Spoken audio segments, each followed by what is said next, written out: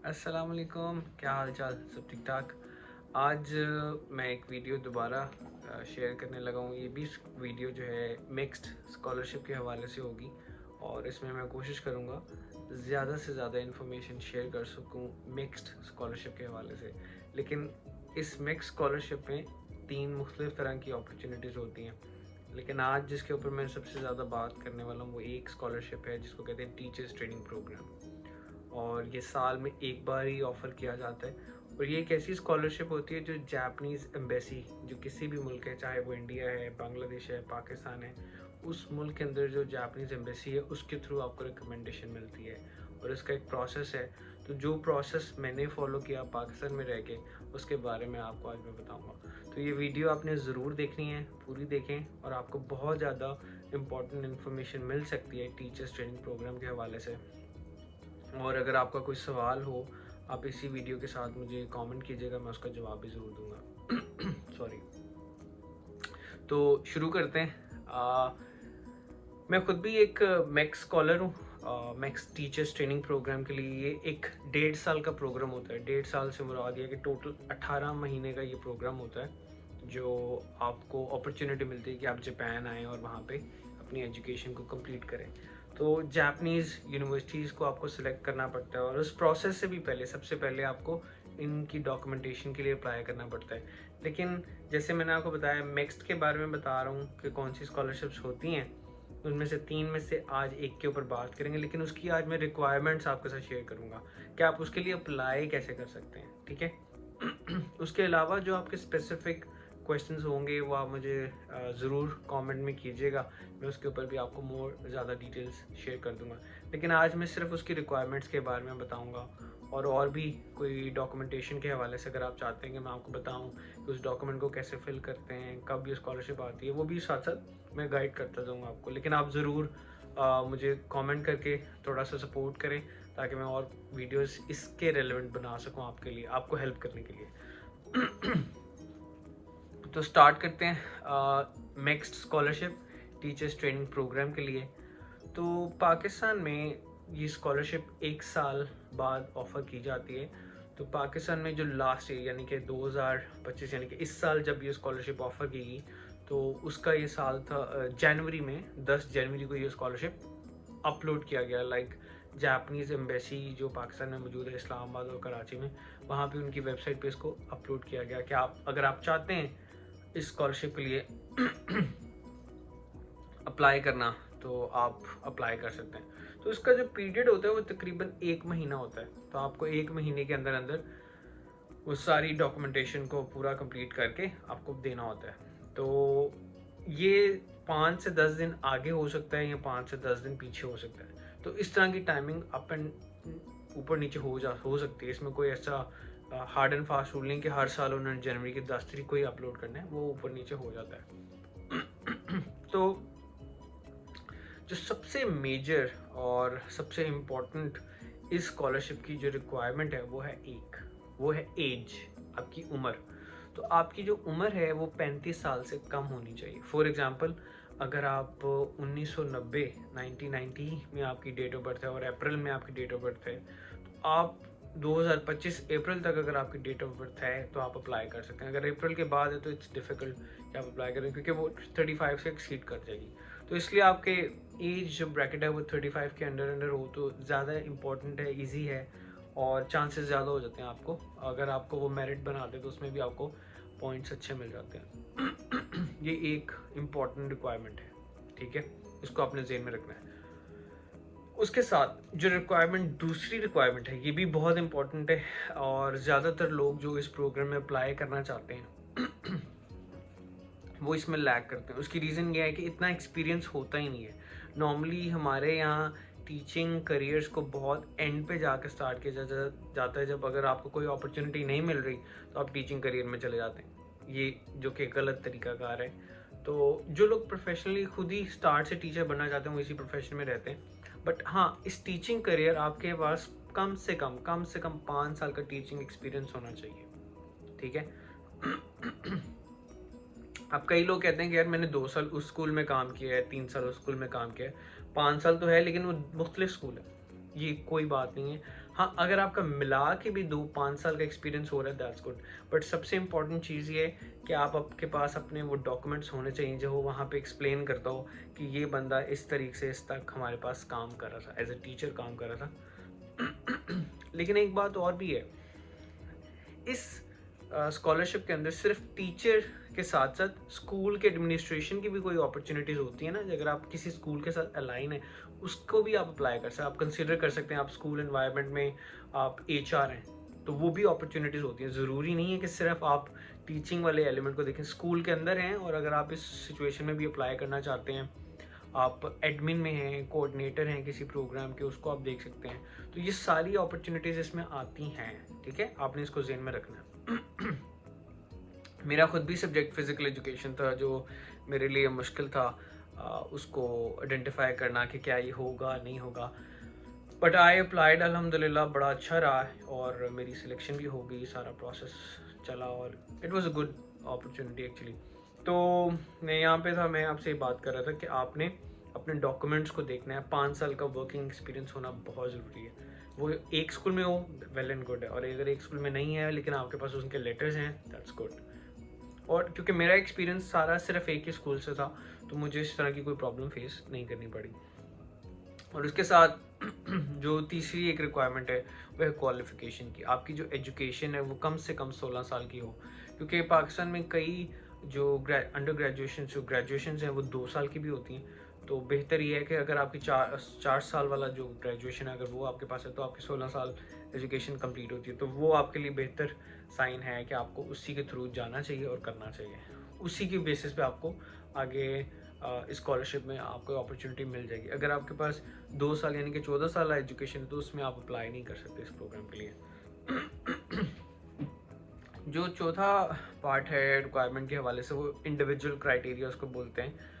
उस क्राइटेरिया में ये है कि आप खुद फिज़िकली हेल्दी हों, आपको मेंटली कोई प्रॉब्लम ना हो और आप खुद विलिंग हों दोनों कल्चर्स को अंडरस्टैंड करने में, और आप पॉजिटिवली अपनी वैल्यू ऐड करना चाहते हैं इस एजुकेशन सेक्टर में, तो इसलिए आप इसको अप्लाई करते हैं। इस तरह की आपकी फ़िज़िकल एबिलिटी, आपको कोई प्रॉब्लम नहीं होनी चाहिए फिज़िकली और मेंटली, तो ये भी एक क्राइटेरिया है।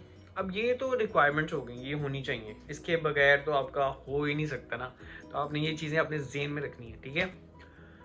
उसके बाद अब जो रिक्वायर्ड डॉक्यूमेंट्स हैं जो चाहिए वो भी बड़ा एक इम्पॉर्टेंट खेल है। वो खेल इसलिए कह रहा हूँ क्योंकि उसमें भी आपके डॉक्यूमेंट्स, आपके एफर्ट रिक्वायर, जब स्कूल से लेके कॉलेज यूनिवर्सिटी जो भी डॉक्यूमेंट्स आपके पास हों अच्छी बात है, उनको आप कलेक्ट किया करें, अगर नहीं किए तो आपसे ज़रूर करें, ठीक है। तो पहला डॉक्यूमेंट जो रिक्वायर्ड है, जो उनकी प्रिस्क्राइब्ड एप्लीकेशन है वो उनकी अवेलेबल होती है उनकी वेबसाइट पे, जब भी वो अपलोड करते हैं तो आप उसकी वेबसाइट पे जाएं, जापान एम्बेसी जो पाकिस्तान में है वेबसाइट पे जाएं, वहाँ क्लिक करें, वो एप्लीकेशन को डाउनलोड करें। आप उसको मैनुअली भी फिल कर सकते हैं, मैंने मैनुअली किया था। अगर आप उसको ऑटोमेटिक करना चाहते हैं वो ऑटोमेटिक भी आपको देता है, आप कर सकते हैं, वो कोई प्रॉब्लम नहीं है उसमें। उस एप्लीकेशन को आप फिल करते हैं। हाँ, उसको अगर आप चाहते हैं कि मैं उसमें आपकी हेल्प करूं वो भी आप शेयर करें और कोशिश करें कि मुझे बताएं ताकि मैं उसको भी आपके साथ शेयर करूं कि कैसे उसको फिल किया जाता है। वो हम फिर मिल के भी कर सकते हैं, क्योंकि अभी इस प्रोग्राम को आने के लिए एटलीस्ट आपके पास 2 से 3 माह हैं, तो आप अपने डॉक्यूमेंट्स प्रिपेयर करें, आप उनको रेडी रखें।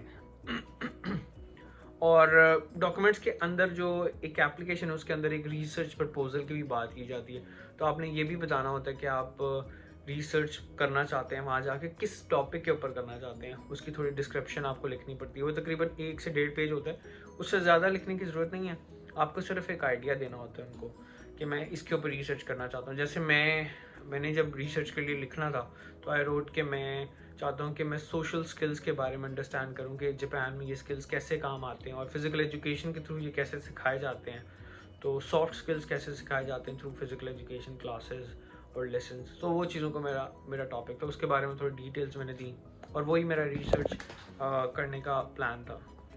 सॉरी। तो ये होगी एप्लीकेशन के बारे में। एप्लीकेशन की भी एक लंबी डिटेल है, वो अगर आप चाहते हैं कि मेरी हेल्प रिक्वायर्ड है उसके अंदर मैं आपको शेयर करूँ तो I can do that, no problem at all.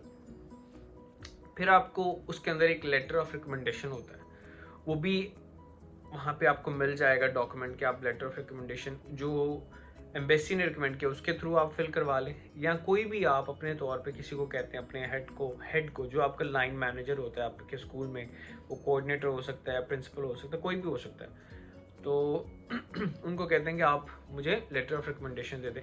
अगर वो खुद लेटर लिखना चाहते हैं दैट्स गुड, अगर नहीं तो एक प्रिस्क्राइब फॉर्म गिवन होता है एम्बेसी के पेज के ऊपर, आप उसको डाउनलोड करें और वो पेपर आप उनको, जो आपके हेड है उनको दें और वो उसको फिल करेंगे।